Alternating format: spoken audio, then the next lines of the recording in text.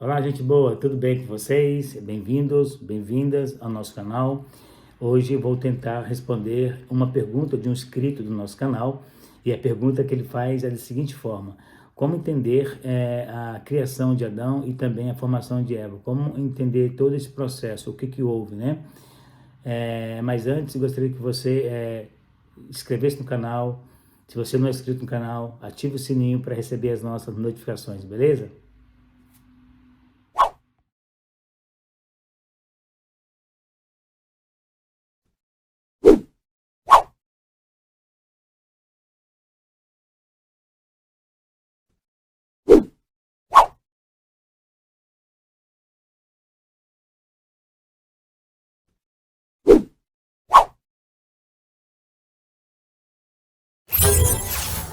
Continuando essa resposta, e antes nós precisamos contextualizar um pouco a história de Moisés e do próprio livro, né, de Gênesis.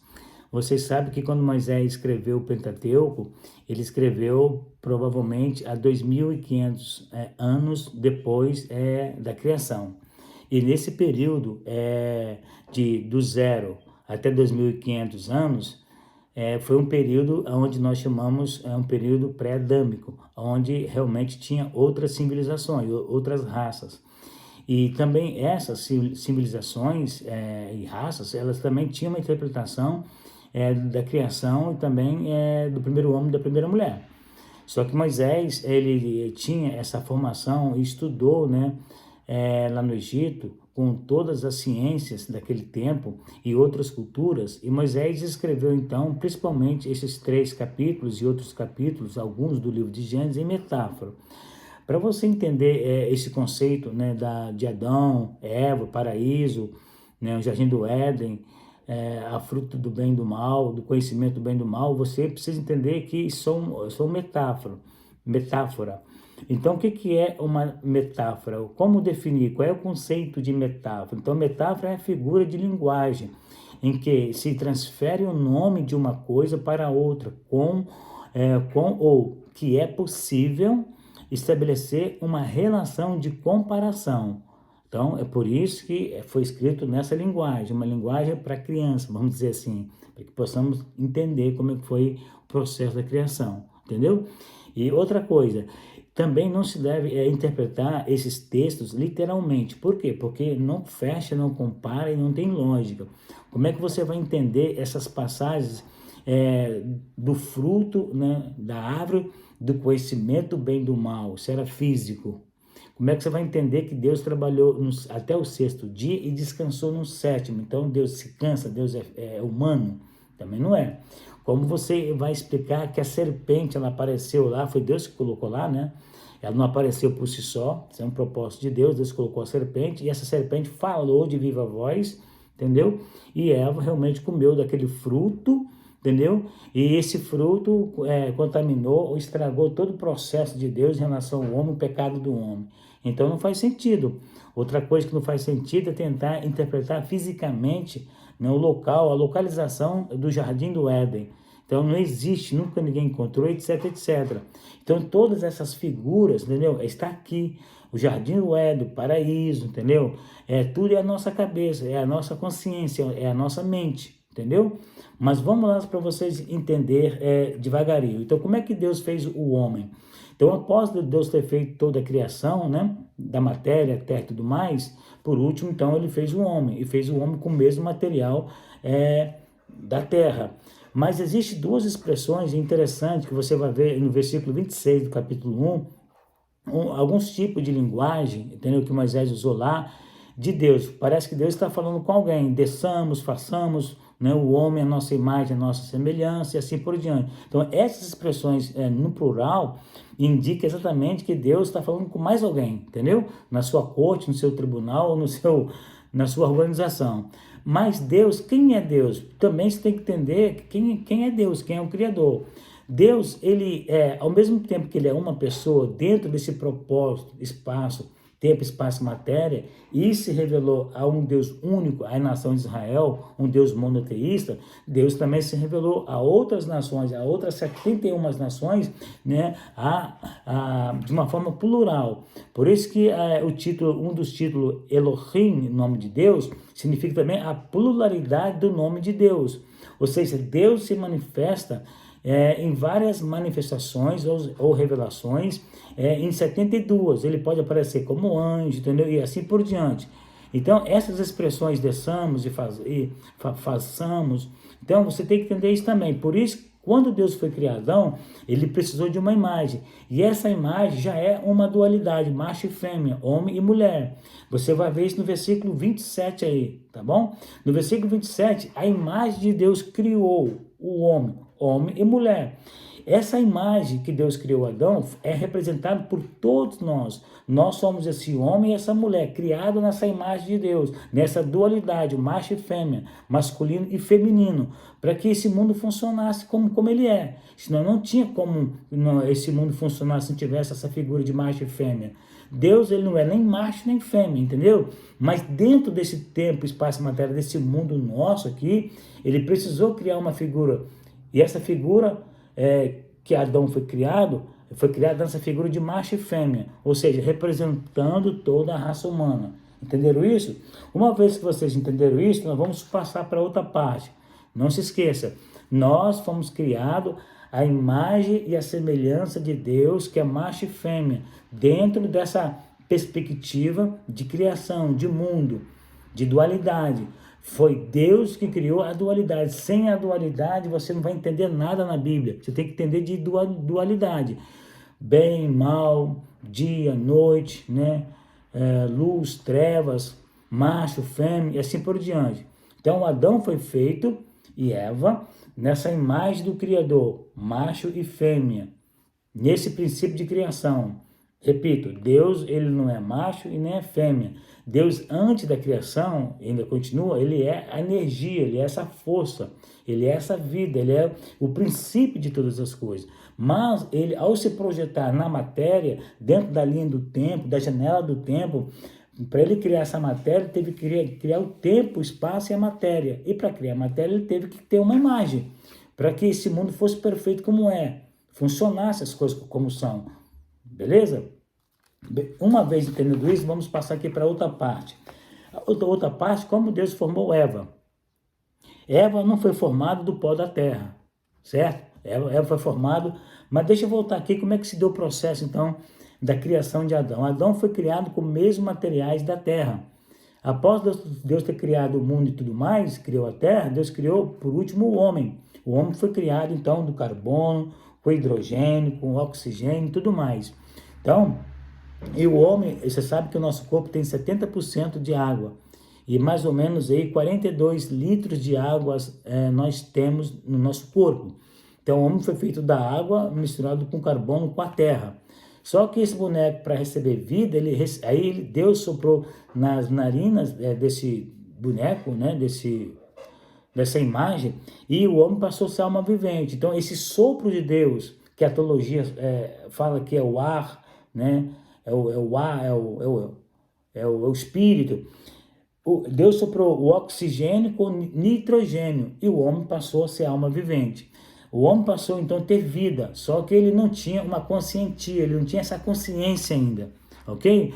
Mas logo a seguir, você vai ver no capítulo 2, no versículo 7, você vai ver também a criação de Eva, né? Versículo 22, como Deus criou então Eva? Eva foi criado de uma célula tronco da mesma carga genética de Adão.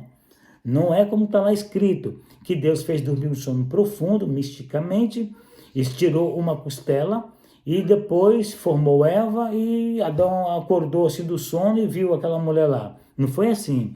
Então, como que se deu a formação de Eva? Deus, então, fez uma anestesia, entendeu? De uma alta tecnologia, de um poder muito grande, por isso que ele é todo poderoso nessa questão, mas houve um princípio de muita ciência e de muita evolução, nesse contexto aqui que eu estou falando para vocês. Deus pegou, então, essa célula tronco de Adão, deu uma anestesia em Adão, tirou dessa célula-tronco, da mesma carga genética, mesmo DNA, levou ele para um lugar, levou essa célula para um laboratório, para um local, porque depois o texto fala que Deus trouxe até Adão. E Adão então chamou de varô, porque os meus ossos, carne da minha carne, assim por diante. E aí a Eva também teve as mesmas características de corpo, né, de vida de Adão. Mas ambas as partes precisavam dessa consciência, ou seja, precisava de ser inserido no Jardim do Éden. O Jardim do Éden, o paraíso, é a consciência que Adão e Eva adquiriram, que todos nós adquirimos. Todos nós passamos pelo paraíso, é na nossa inocência, né? Beleza? Uma vez que vocês entenderam isso, vamos então aqui para outra parte. Essa outra parte que eu quero falar para vocês é essa questão que Deus fala, que quando Deus colocou eles no jardim ali, vocês sabem que Deus deu o primeiro mandamento para eles não tocar e não comer da árvore, do fruto da árvore, do conhecimento do bem e do mal. Mas vocês sabem perfeitamente que também existe uma serpente. Essa serpente foi colocada por Deus para representar o conhecimento, a entrada da dualidade, entendeu? E foi um teste. Por quê? Porque assim tem sentido as coisas. Deus criou Adão e Eva, entendeu? E deu a eles essa liberdade de escolhas. Sem essa dualidade do bem e do mal, representado por essa árvore do conhecimento do bem e do mal, né? Então, eles precisavam ter essa liberdade. Para ter liberdade de escolhas, Deus precisava de fazer o bem e o mal, e é assim que o mundo funciona. Uma vez que Eva, então, ela foi seduzida por essa voz da consciência, que está dentro de nós, a voz do ego, né? A voz dentro de nós temos uma voz positiva e negativa. Nós temos uma voz do bem e do mal na nossa consciência, todo mundo tem isso. Entendeu? Então, o lado da consciência direita, chamado dextra, é o lado do bem, é a voz do bem. E o lado esquerdo do nosso cérebro é a voz do mal, entendeu? Que é a sexta. Uma vez que você entendeu isso, que a nossa consciência é o paraíso, a nossa cabeça é o jardim do Éden, que é uma metáfora, tanto Adão e Eva teve agora uma consciência, teve uma consciência, entendeu? De perceber, de tomar decisões. Ainda eles estavam na inocência, mas chegou uma fase da vida deles que eles foram levados ao teste, né? Induzidos a esse teste, essa voz, por essa serpente, que é representada a dualidade que está dentro de nós. E aí, uma vez que Eva realmente comeu desse fruto, que é uma metáfora, porque fruto no original são ações. A primeira reação, a primeira ação de Eva, entendeu? Foi realmente a desobediência. Então, o primeiro pecado, o primeiro erro, vamos dizer assim, foi a desobediência de um primeiro mandamento, entendeu? E já estava na consciência de cada um deles. Beleza, eles comeram, entendeu? E aí se acharam nu, né? Então, a nudez também é uma coisa importante. Como a pessoa ela vai saber se ela saiu já da inocência, do paraíso, e entrou para um outro estágio da consciência, quando ela vê a sua nudez diante dos seus pais, se sente vergonha. Entendeu? Então, isso aí também é a percepção que ela saiu já desse estágio de inocência e entrou para a consciência. Mas o primeiro erro que ela cometeu na vida dela, entendeu? Ao sair dessa fase de criança, é o comer do fruto. E assim aconteceu nessa história. Por isso que Moisés escreveu essa metáfora nesse sentido aí, para que possamos entender quem somos, da onde viemos, quem somos e para onde vamos. Então, o propósito de Deus criar Adão e Eva exatamente é esse, entendeu? Para promover a sua glória, a sua expansão do seu reino, entendeu? Não nesse reino físico, mas no reino metafísico. Porque isso aqui é uma projeção daquilo que é original no mundo metafísico. Isso aqui é uma ilusão, isso aqui é uma passagem. Beleza? Então, o que representa esses rios, entendeu? Esse cultivado jardim? Tudo isso é uma representação, é uma metáfora para nós entendermos que nós temos que conservar nossa consciência. Nós temos que fazer boas escolhas, ok? E você sabe que as nossas artérias, né, que leva água e sangue para o nosso cérebro, porque o cérebro ele é dicotomizado em duas partes, direita e esquerda, você pode ver isso. Entendeu? É a representação da árvore do conhecimento do bem e do mal, que é uma árvore só. E essa árvore ela tem uma bifurcação, ela começa no caminho, mas ela tem dois caminhos, né? É uma mão e uma contramão.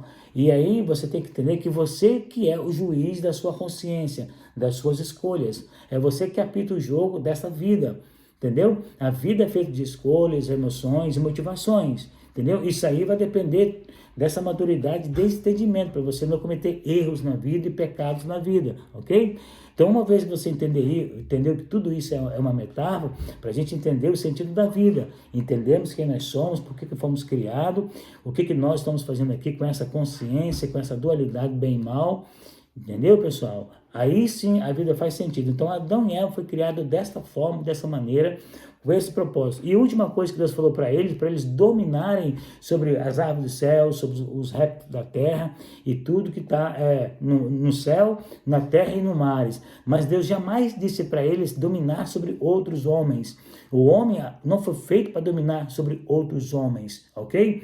Quem inventou isso aí foi a política e o ego do homem, lá no início das primeiras civilizações, né? De domínio. Porque isso fala dessa questão do homem, da ganância, do ego, de dominar, ok? Então, quando se tem grupo, se forma cidade, essa coisa toda, então tem a intenção de um líder, né? De um chefe, de um comandante. Mas se você for olhar bem nos originais, não, cada um de nós temos que se governar ele mesmo. Cada um de nós tem que ser o seu governo. Porque você tem uma responsabilidade, você tem uma consciência, ok? E você vai se responder ou ser responsabilizado pelos seus atos, pelas suas escolhas. Não é pela lei, por isso, por aquilo outro. Então, mas o mundo como funciona é assim, né? Tem que ter presidente, tem que ter a política e a religião misturado junto a ele. Então tem que ter domínio. Beleza, pessoal? Então, um desses propósitos de Deus ter criado o homem foi para a expansão à sua glória. Agora, para que essa glória seja real e de fato, lá no futuro, nós estamos aqui submetidos a esse teste, a esse crivo do bem e do mal, ok? É representado por Caim e Abel, as duas sementes, o bem e o mal, Caim, o mal, e a boa semente de Abel. Então, o mundo é configurado assim, as pessoas, né, esse conflito, desse crivo dessa dualidade.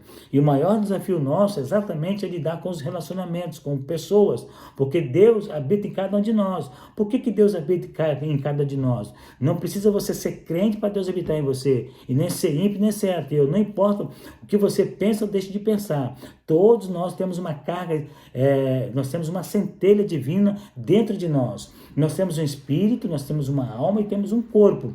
O nosso espírito, cada um tem um espírito áureo sobre a sua cabeça, ligado pelo cordão de fio de prata. E esse cordão é ligado, que Eclesiastes 12, versículo 6 fala, que é o fio de prata. Uma vez que a pessoa morre, esse fio ele é interrompido, e tudo aquilo que você fez por meio do seu corpo, as suas escolhas, os seus acertos e erros, foram registrados por esse espírito, entendeu? Num arquivo, numa pasta celestial. É isso que vai diante do julgamento, né? Diante de uma outra vida da ONU, que vai ser colocado essa matemática de Deus, diante da nossa consciência, entendeu? Então, nós temos a mente, né, que fala de razão, fala de emoção, fala das nossas escolhas, memória do passado e futuro e tudo mais. Entendeu, pessoal? Por isso que Deus usou essa metáfora, que Moisés usou essa metáfora para falar da questão do Jardim do Éden. O paraíso é aqui, ó, é na nossa cabeça, né? O Jardim do Éden é a nossa cabeça, é a nossa consciência, é o paraíso, entendeu?